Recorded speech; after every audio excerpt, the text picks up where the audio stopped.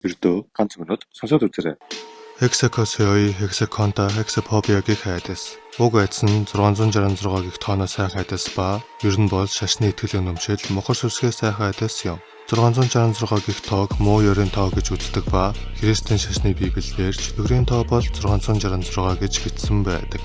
Уг тооноос айдаг хүмүүс уг тоотой тулгарх үед үндэслэлгүй төгшөр болон айдас мэдэрдэг. Энэ нь мэдээж шашны итгэл үнэмшил болон мохор сүсгтэй холбоотой. Уг тоотой адилхан 13-ын тоо 13-ны баасан гариг. Хүмүүс 13-ны баасан гариг хамгийн азгүй өдөр ба муу юм тохиолдно гэж айдаг. 4-ийн тоо үхлийн тоо. Хятад хэлэнд 4-ийн тоо болон үхэлгийг ханц адилхан уншигддаг. Тиймд Азийн улсууд 4-ийн тоо үхэл илэрхийлдэг гэж үздэг. 7-гийн тоо дордохын 7. Монголчууд 7-гийн тоог азгүйдлийн тоо гэж үздэг ба дордохын 7 гэсэн хэллэг хүртэл бий болсон байдаг. Таны хувьд ямар тооноос хол байхыг хүсдэг вэ?